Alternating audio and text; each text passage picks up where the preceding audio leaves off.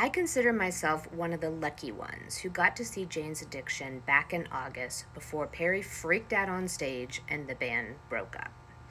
I have to say that at the time I was really proud of my fellow Gen Xers who quickly pointed out the fact that he seemed to have an addiction problem, but did it with compassion.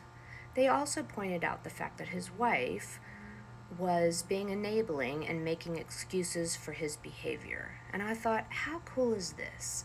A generation of people really working at a higher consciousness and seeing mental health problems and calling them out in a way that boomers would have never done.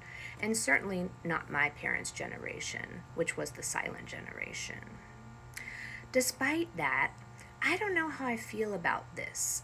When I saw this news today about his voice being isolated and then honed in on all his bad behavior, I thought back to a debate I had with my Photoshop teacher in grad school of just because we can do it, should we?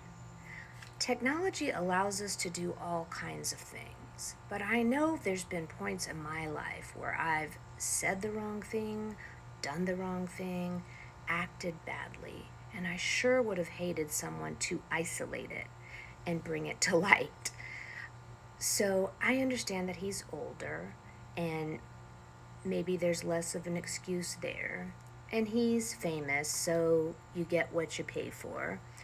But I mean, we all go through periods of brokenness, no matter how old we are. And maybe in those times, we should treat people with a little more grace and a little less judgment.